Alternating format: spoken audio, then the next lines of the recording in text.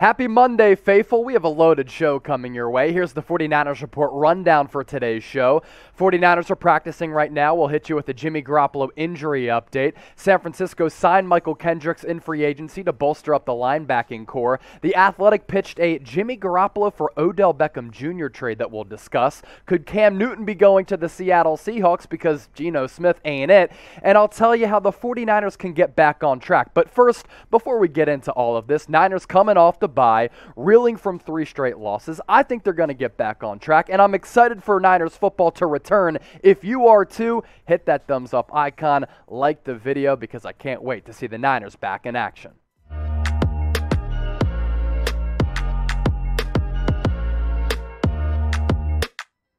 You're watching the 49ers Report by Chat Sports. I am your host, as always, Chase Sr. Today's show is powered to you by our friends at Magic Spoon.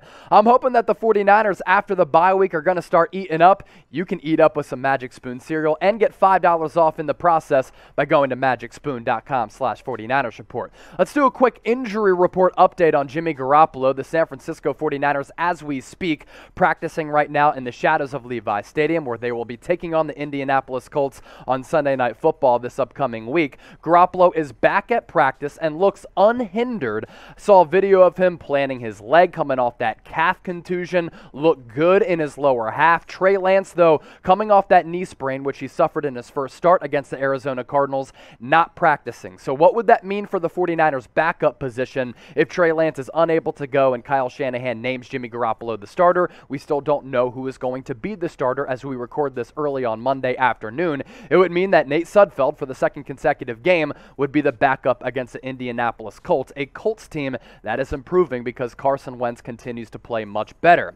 Some 49ers roster moves to get to now. According to Ian Rapoport of the NFL Network, the 49ers are bringing back veteran linebacker Mychal Kendricks. He is in the building today, expected to sign to the 53-man roster, by the way, not the practice squad, after he gets his physical, a source told Ian Rapoport. San Francisco, as we know, we've talked about this here on the channel, had him in camp, released him due to an injury. They came to an agreement on an injury settlement, but he should be healthy now. Probably going to be a part of this 53-man roster because the status of Dre Greenlaw, coming off that groin surgery, still unknown. He went on IR, not expected to be back for the foreseeable future, maybe a couple of weeks now. Maybe we'll get an update from Kyle Shanahan this week. But your linebackers right now, with the addition of Kendricks, All-Pro Fred Warner, Azeez Al-Shahir, who's been playing very well, Marcel Harris, the converted DB. You have Demetrius Flanagan-Foles, as well as Mychal Kendricks on this roster. Now, when you take a look at Kendricks' numbers, he basically didn't play at all last year. Hasn't been a steady contributor for a long time, since dating back to 2019, when he actually played pretty well for the Seattle Seahawks. Going back to his time with the Philadelphia Eagles, a key component to that team that won the Super Bowl back in 2017, but Kendricks hasn't really played a lot of football in a long time. 71 tackles in 2019, 3 sacks, which is a pretty good number for a linebacker, 4 pass breakups, so he's okay in coverage and has always been a very good athlete who can range sideline to sideline, and he did come through with 1 forced fumble back in 2019 in 14 games. So a little bit of a sample size and a peek into what Mychal Kendricks is capable of, but the main talking point here, he hasn't played a lot of football over the last couple of years. So Niner gang, your opportunity to hop on board and join the show. Chime in the comment section right now. It might be a low-level signing, but it is of importance because it's a position of depth and a position of need at the linebacking core. Do you like the signing of Mychal Kendricks? Type Y for yes, type N for no. Get those votes in the comment section down below. As I mentioned off the top, today's 49ers Report presented to you by our friends at Magic Spoon. This cereal, guaranteed to change your life. Why is that? Because it's unlike any other traditional brand out there, because it's loaded with quality ingredients and a lot of protein, which is big in my diet right now because I take fitness and dieting very seriously. Per serving and per bowl, under 200 calories, 13 to 14 grams of protein, 4 grams of net carbs, 0 grams of sugar. And here's the best news of your Monday that you haven't gotten yet, but you're getting right now. You can get $5 off your checkout by going to magicspoon.com/49ers Report. I'm going to put this link in the description as well as the comment section of this video. I was kicking it late at night, put together some cocoa Magic Spoon, roll it up into some peanut butter balls, put it in the freezer for 20 minutes. It was straight up bomb. Once again, $5 off your checkout by going to magicspoon.com/49ers report. Magic Spoon, a big supporter of what we do here at Chat Sports. So if you want to get great cereal into your diet that tastes good and is healthy for you, Magic Spoon is the hookup. Now to some juicy 49ers trade rumors. The Athletic proposed a Jimmy Garoppolo for Odell Beckham Jr. trade because OBJ, surprisingly enough, not really a big component of that Browns offense right now. So Mike Sando of The Athletic outlined 10 NFL trade deadline thoughts as we approach the NFL trade deadline, which comes up on November 2nd. He also took a look at some buyers across the National Football League and some sellers, and he discussed this Jimmy Garoppolo for OBJ trade for a couple of reasons. Baker Mayfield right now, the quarterback for the Browns, formerly the #1 pick out of Oklahoma, dealing with a torn labrum in his left shoulder, which he suffered earlier on in the year. And yesterday, after they went down in a thumping of a loss to the Arizona Cardinals, Baker Mayfield telling the media after the game he dislocated that shoulder on 2 separate occasions and he just doesn't look right. The velocity isn't there. The accuracy is a little bit off. And because of that, this Browns offense and that passing attack, not the same, and OBJ coming off the torn ACL that he suffered last year hasn't been a big part of that Browns offense. Here's what Mike Sando had to say about this proposed trade that I find really, really fascinating because OBJ and Kyle Shanahan's offense, I think it could be kind of litty if OBJ can prove to stay healthy, and we'll look at his numbers the last couple of years coming up here in just a few moments. If Mayfield breaks down physically over the next couple of weeks, would the Browns consider making a play for Garoppolo? Would Garoppolo, who has a no-trade clause for this year, want to join a team with a better shot at winning this season? He also reached out to a couple of anonymous NFL executives. Here's what they had to say. If you were the Niners and you lose a few games and you were moving on anyway from Jimmy G, wouldn't you try to save some money? It would be curious if someone had their quarterback get injured or, say, Carolina, and Sam Darnold continues to plummet, they'd be in the market for a QB. Another NFL executive had this to say. What if Cleveland just traded OBJ straight up for Jimmy G? Would San Francisco do that? I actually don't know how many teams would want Odell. It's a big win for Cleveland if they can get his money off the books. And the money aspect of this is a big part of this conversation and this potential trade. You look at Jimmy Garoppolo's contract.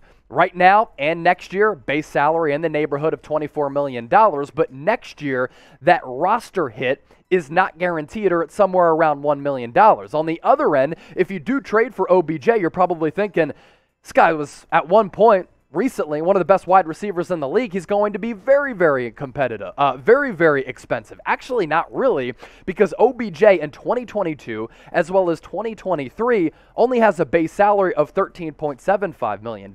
So you are saving money trading Jimmy G for an offensive weapon in OBJ, who's only 28 years old. Could he be another weapon alongside Deebo Samuel and Brandon Aiyukl, who's right now in the witness protection program, to help Trey Lance be the starting quarterback as we progress into the future? Here's another thought. If Trey Lance is ready to play, according to Kyle Shanahan, and they want to play him right now to further his development, get him some game reps, and they're not going to play Jimmy G, doesn't trading away Garoppolo make sense? Because you don't want to have his $24 million base salary on the books anyway. So I think a trade of Jimmy Garoppolo for OBJ makes a little bit of sense, but I'm just somewhat concerned about who OBJ is as a player right now. He got off to one of the best starts of any wide receiver in the history of the National Football League during a 3-year span. Had some injury issues throughout his tenure with the New York Giants, gets traded to the Cleveland Browns, and hasn't really done much over the last couple of years, and then last year he suffers that torn ACL. Now, I talk about that start to his career after getting drafted out of LSU. I went back and looked, and I knew that his numbers were fantastic. I didn't know they were all-time historically great, especially when you look at them. These are his per-season averages from 2014 to 2016. So even as a rookie, he was putting up digits, folks. 96 receptions as his per-season average during this span, 1,300-plus yards, skewing toward 1,400, average yards per catch of almost 16, and per year, guys, he was averaging almost 12 touchdowns. But the last 2 years, he's only played in 11 games combined because of that aforementioned torn ACL, and the production has dipped severely. 37 receptions total in 11 games, 522 yards, average yards per catch is down to 14.1, and only has 3 touchdowns. So he has not been as elusive, he has not been as explosive, he has not been that downfield threat that he was once with the New York Giants, and hasn't been the guy who can pick up yards after the catch like he did with the New York Giants and early on with the Cleveland Browns. I want to go back to this thought and have some more thoughts on it.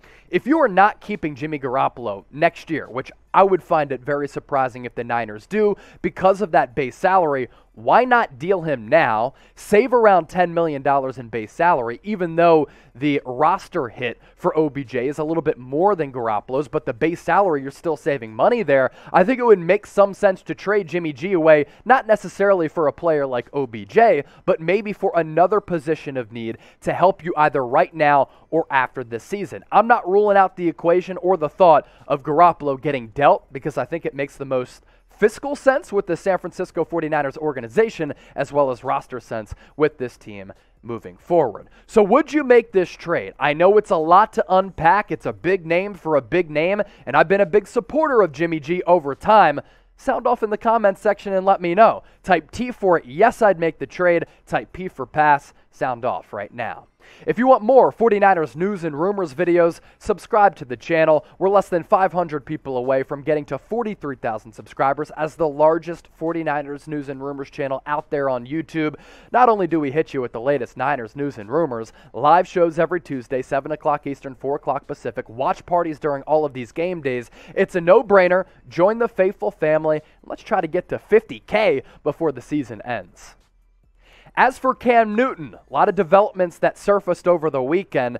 Now, he was basically cut, in my opinion, from the New England Patriots because Mac Jones obviously was playing well, but also at the time he was unvaccinated, and we know how a lot of coaches in front office how front offices feel about players who are unvaccinated. It comes down to a competitive advantage. That's just what it is, depending on where you are on the political spectrum. That's just the facts. But Cam Newton said over the weekend he did get vaccinated, and he wants to still play in the NFL. I'm sure his agent talked to him about that and said, Cam, if you want a job in the league, you're probably going to have to get vaccinated because these teams have to be able to count on you to be available, and if you're not vaccinated, you're not. Again, competitive advantage, it's huge in the NFL, especially with everything that's going on right now. Cam also said he's received interest from teams and has even gotten a few offers. What makes this interesting is, one, if the Niners trade Garoppolo, would they be interested in a player like Cam Newton to take over as the backup or maybe the starter until Trey Lance is ready, whenever that may be? But also,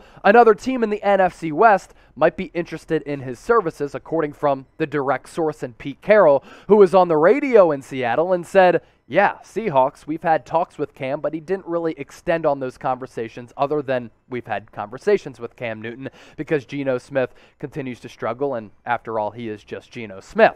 As for what Cam Newton did with the New England Patriots last year, I've never been a big Cam Newton guy as a passer, because his career completion percentage prior to 2020 was below 60%. That's a really bad number. Now, going back to his 2015 MVP campaign, it was one of the best seasons that you'll ever see from a quarterback in the history of the league. Last year, he improved on his completion percentage. It went up to 66%. He threw for 2,600 yards, 8 touchdowns, 10 picks. The passing number is down because he missed some games because of COVID, but the completion percentage was at least up a little bit. I just didn't think he looked right coming off that shoulder injury. He was throwing a lot of dead ducks, a lot of balls into the ground, and I think the completion percentage kind of lied about the fact that Cam Newton struggled as a passer.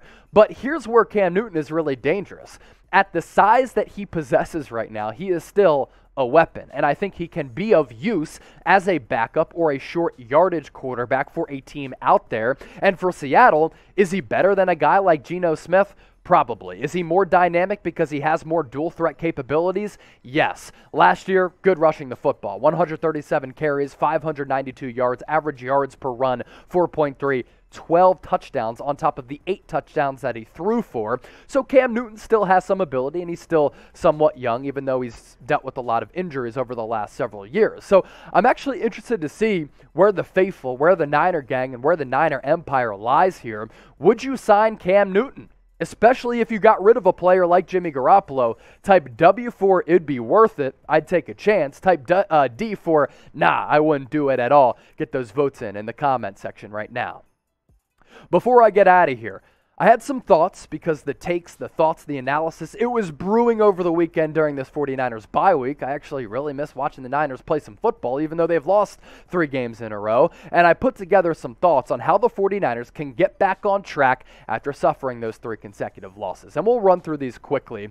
Kyle Shanahan has to get out of this play-calling rut and this offensive slump that he's in because he has not gotten off to a good start. Kyle Shanahan has to go back to being that offensive wizard that everybody pegged him to be and like I've talked about him being. A lot of 49ers fans, they're very frustrated with Kyle Shanahan because he hasn't been good to start the season. He has to be better. Part of getting better and being better as an offensive unit, have to start these games faster. They have been so inconsistent and flat out bad and sluggish in the first quarter of games. San Francisco, 27th in the league of 32 teams in first quarter scoring offense. They're averaging less than 3 points per game in the first quarter. So what does that indicate? What does that mean? The Niners, they've had to come back in a lot of these games. Not easy given their difficult schedule to start.